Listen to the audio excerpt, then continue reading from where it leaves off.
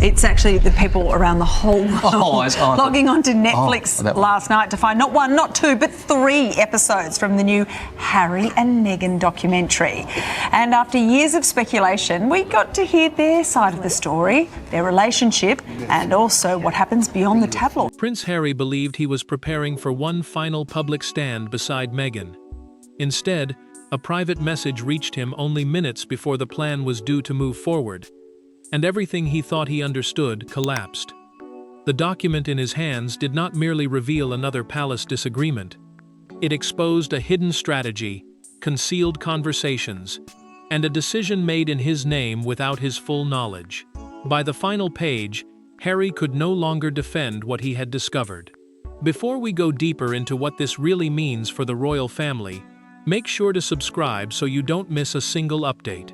Harry sat alone when the file arrived from a former member of the Sussex Communications Circle. He expected notes about an interview he believed would focus on healing and repairing relations with the royal family. Instead, the archive contained messages, plans, and a timeline he had never seen. The royal family, the sovereign and close relatives performing official duties, was not being approached for peace. It was being cornered. Harry opened the first exchange and felt disbelief turn cold. Meghan had shaped a pressure campaign around selected correspondence, a television appearance, and his testimony against the palace. The palace, meaning the royal household and its officials, would be portrayed as sabotaging reconciliation, even though replies challenging that version had been withheld from him. He whispered that the messages had to be misunderstood. Then he read the same exchange 3 times, searching for words that could protect her. The next page broke him. Harry found a statement written in his voice before he had agreed to deliver it, describing wounds shared in private.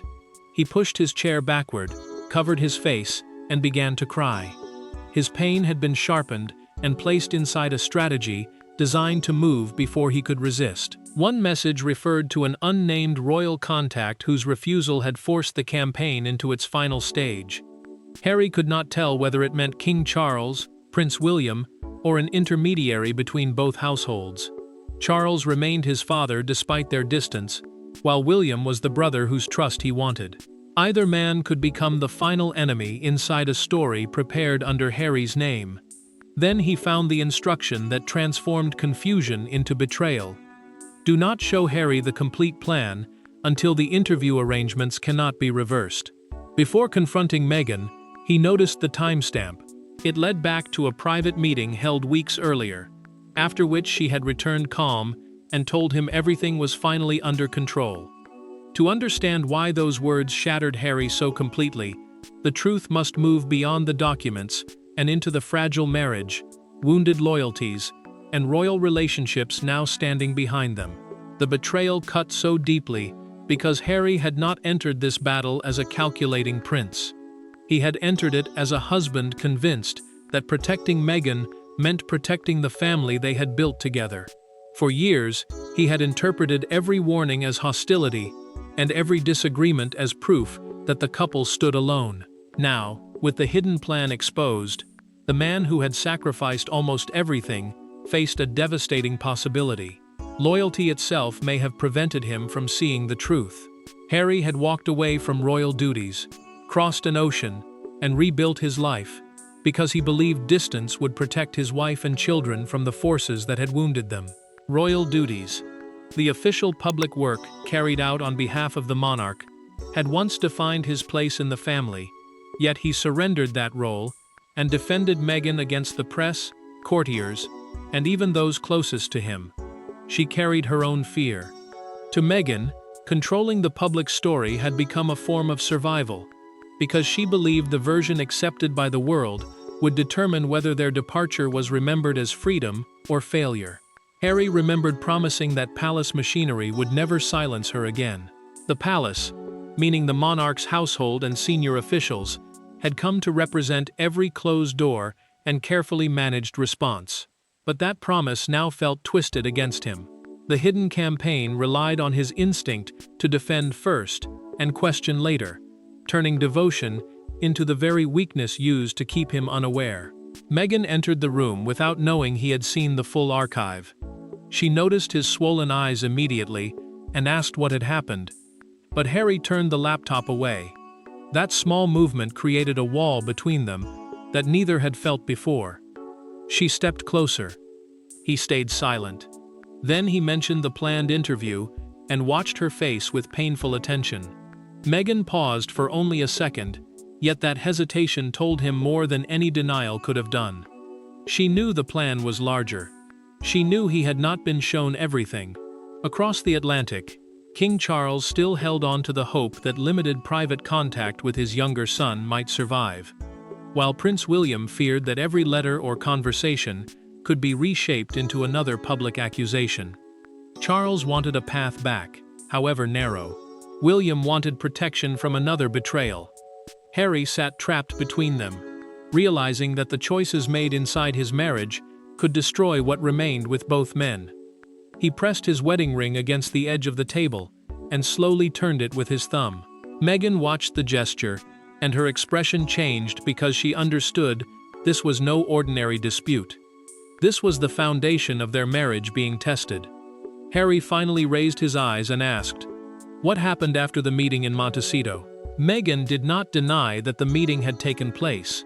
She only refused to say who had been there.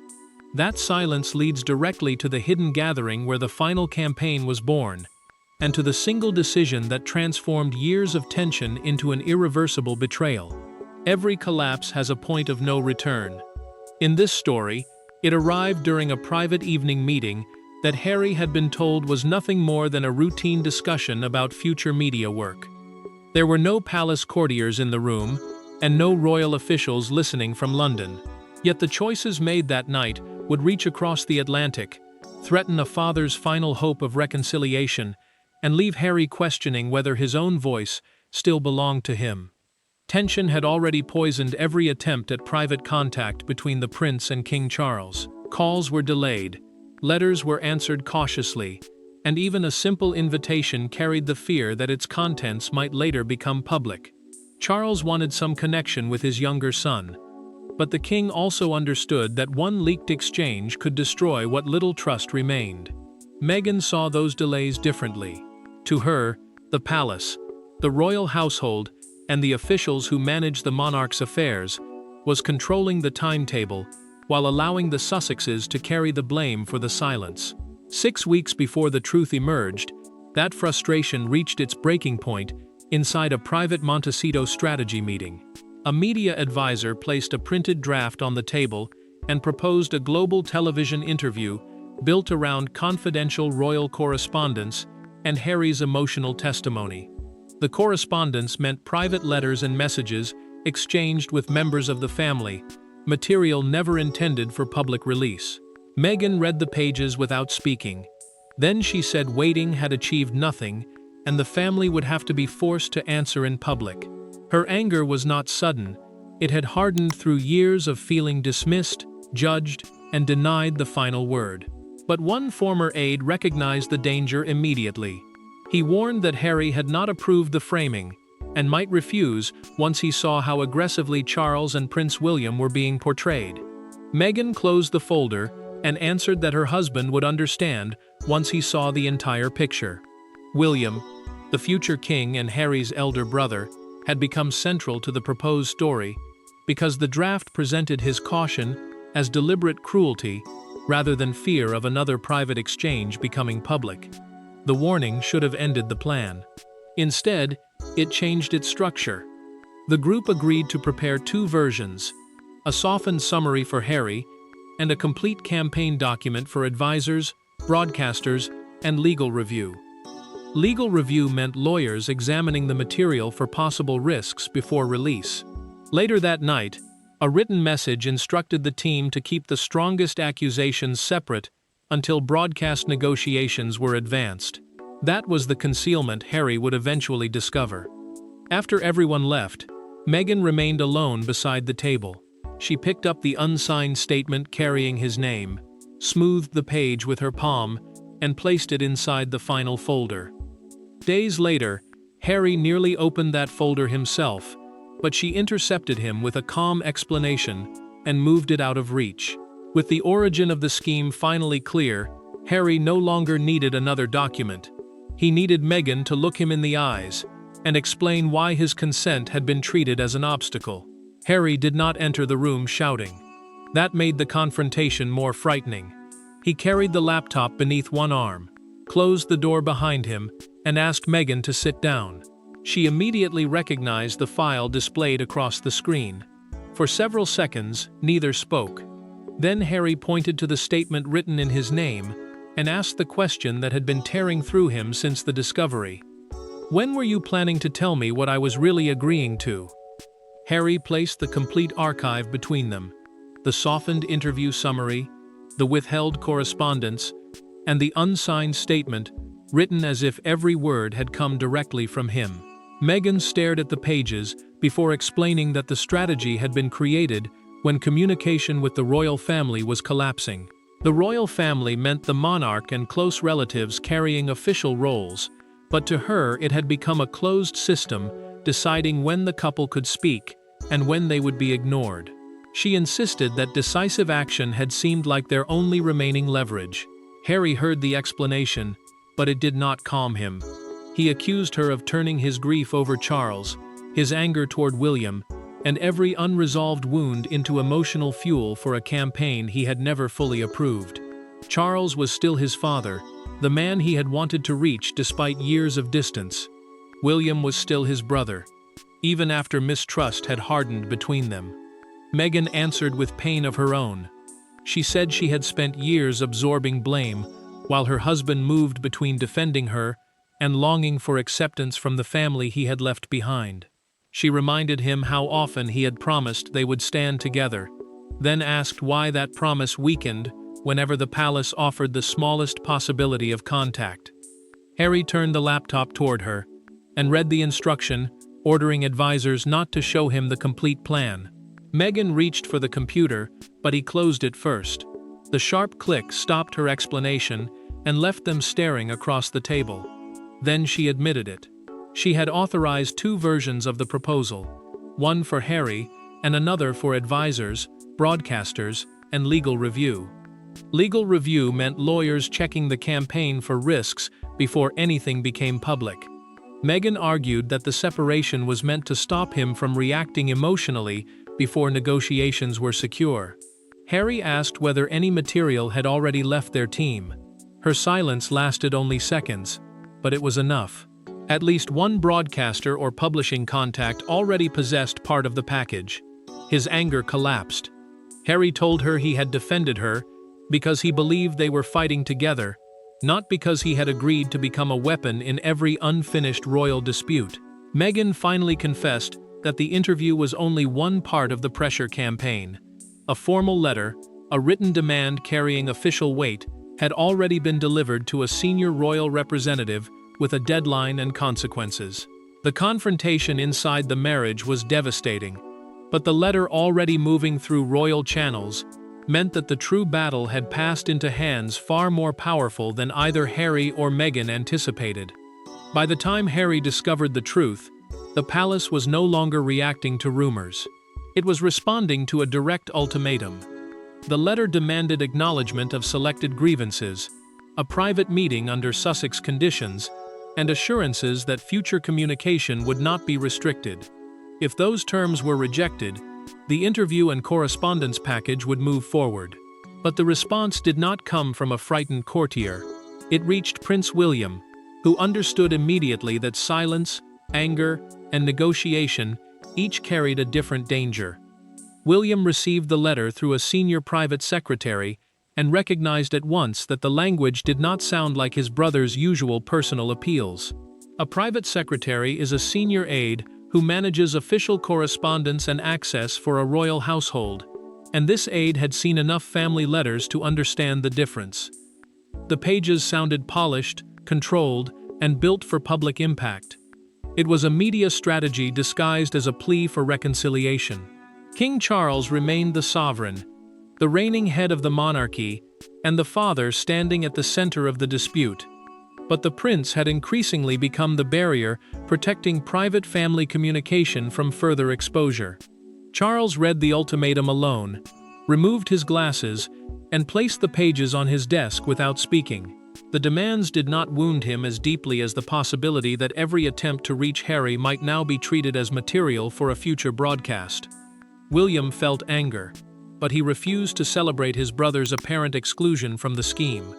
Harry had supported earlier public attacks, yet the hidden documents suggested he had not understood the full design. To the future king, that made him both a participant and a possible victim. Legal advisors then delivered the most dangerous finding.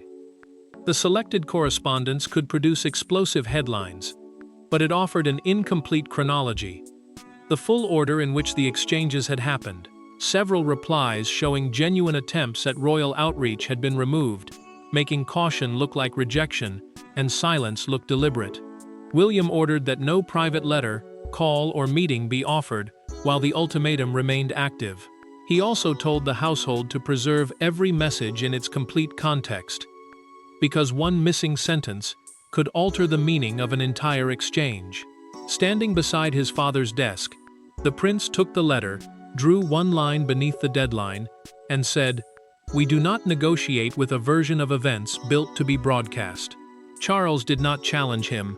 The king knew restraint was necessary, even if that restraint made him feel farther from his son. After William left, the monarch touched the corner of an older handwritten note from Harry kept inside the same folder. The sovereign disappeared for a moment, leaving only a father grieving over words written before trust had become a battlefield.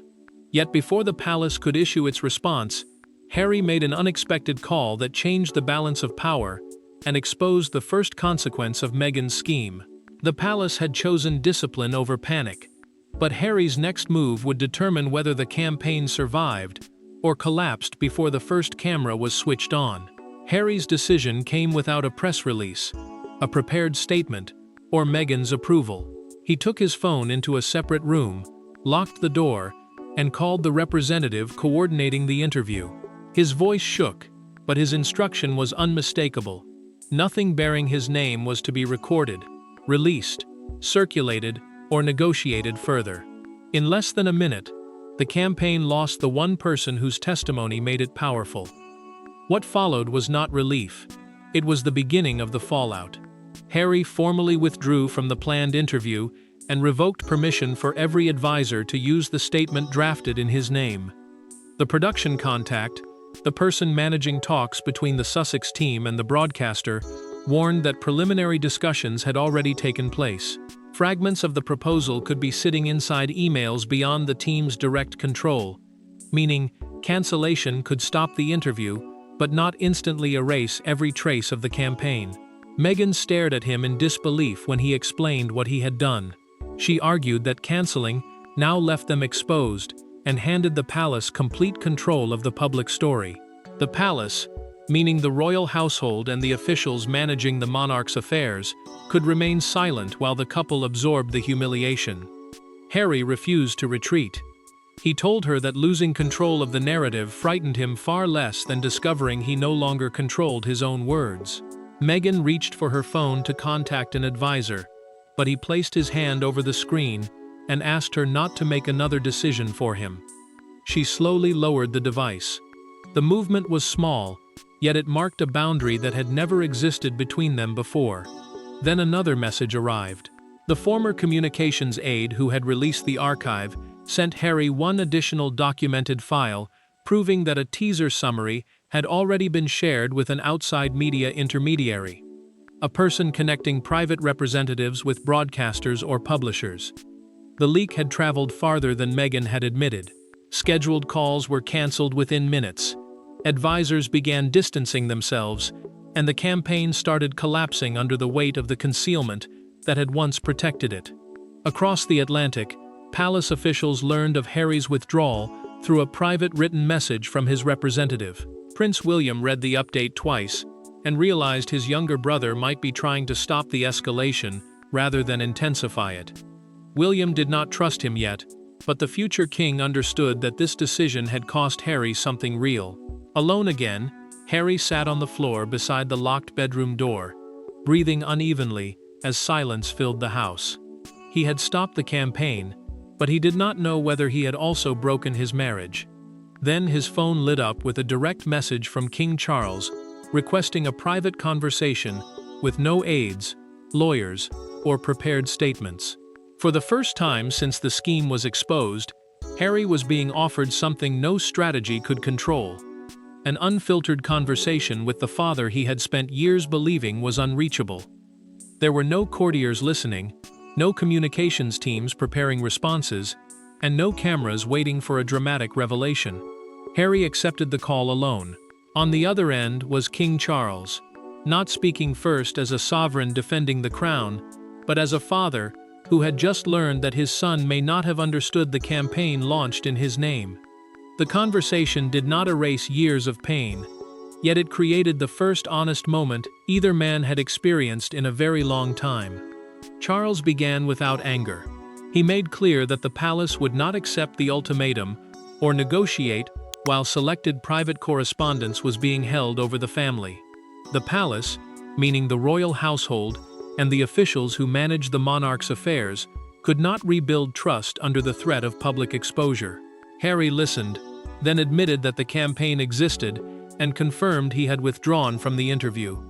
He told his father he had not known its full framing, timing, or how aggressively it would use private exchanges.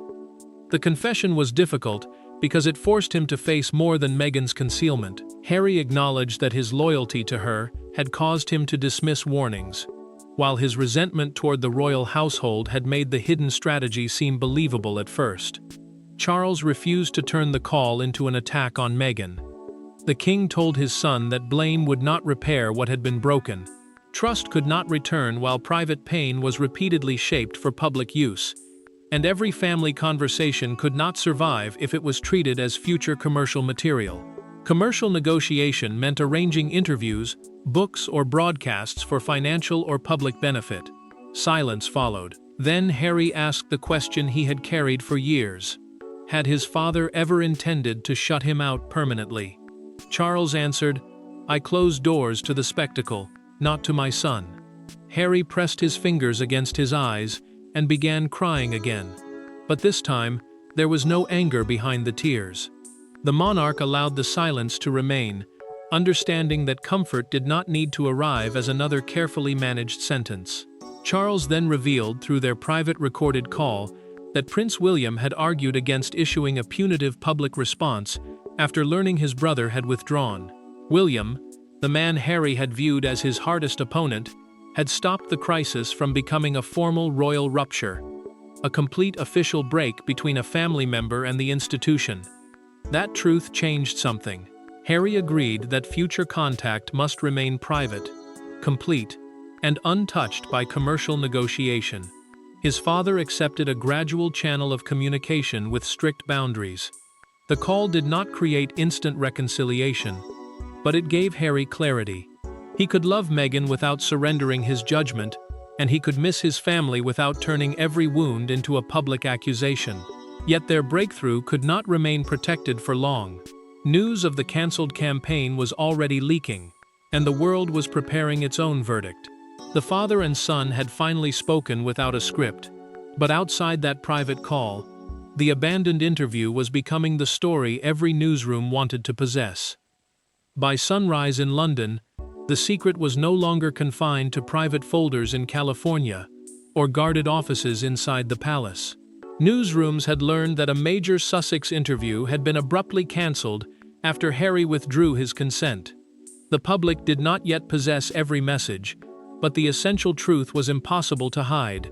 A campaign prepared in the prince's name had collapsed after he discovered its full design. Within hours, one newspaper front page turned the private betrayal into a global reckoning. Broadcasters framed the crisis as more than a broken media plan. They called it a decisive shift in Harry's relationship with the monarchy, focusing on consent, trust, and the danger of turning private family pain into public leverage. The monarchy, the system headed by the sovereign and supported by working royal relatives, had faced scandal before, but this dispute carried a different wound. It raised the possibility that a husband's voice had been shaped before he understood the words being placed inside it. The palace released a restrained written statement, confirming that no formal action against Harry was planned and that private family discussions would remain private. Formal action meant an official punishment, restriction, or public institutional response. That restraint mattered, because it denied the crisis the appearance of a royal victory. Outside Buckingham Palace, a morning crowd gathered beneath television screens showing the front page of the Chronicle. A solitary photograph of Harry appeared beside the headline, "His name, her plan, his final no." The words became the defining symbol of the day.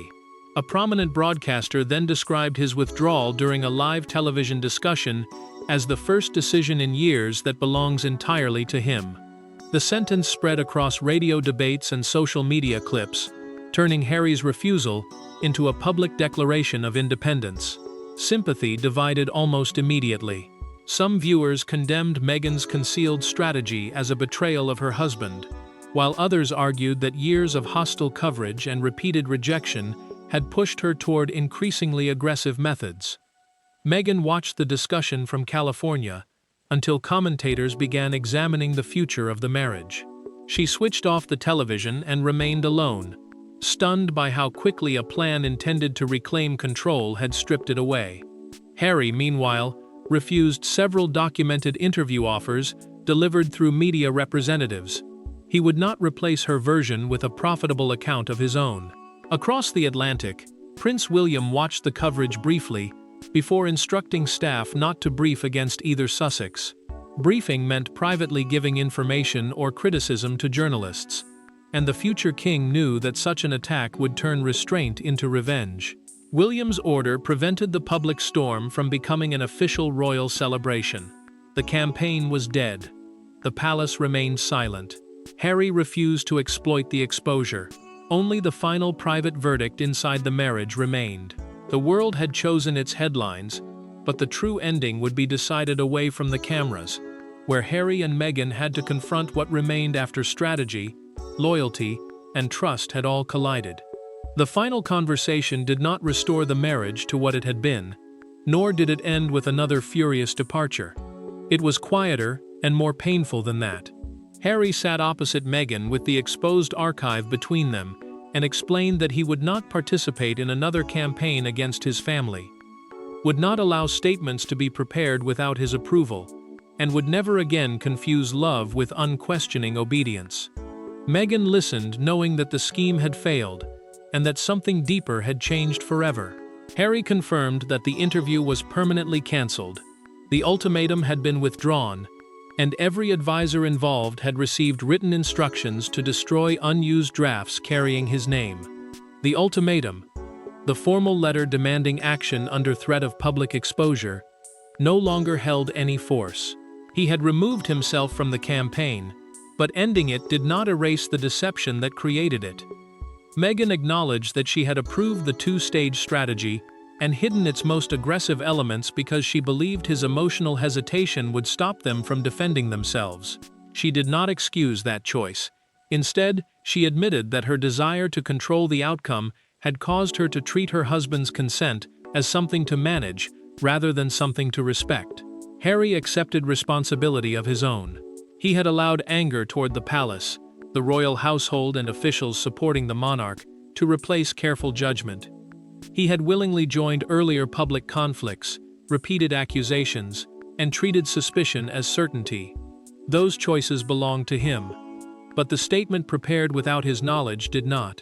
Harry removed the unsigned page from the archive, tore it once through the center, and placed both halves on the table.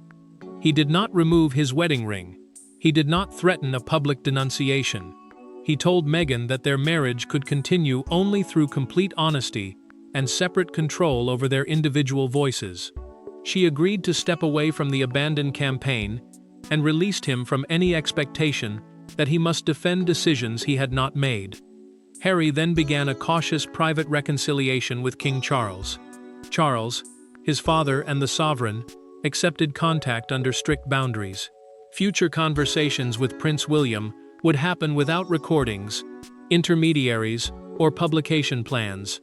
William, the brother who had prevented an official punishment, accepted that trust would return slowly. The palace chose restraint over revenge. By refusing to exploit Harry's breakdown, the king and the future monarch proved that preserving a damaged family bond mattered more than winning one news cycle. Meghan's scheme failed because it mistook control for safety.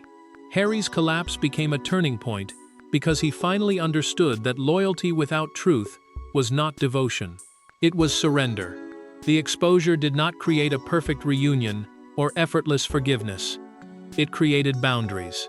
Harry remained Meghan's husband, Charles's son, and William's brother, but none of those relationships would erase his judgment again. And when Harry finally walked away from the torn statement, the crisis was over. The scheme had been stopped, the truth had been faced, and the prince who had spent years speaking through conflict had at last reclaimed his own voice. Thanks for watching. Please don't forget to like and subscribe, and we will see you in next one.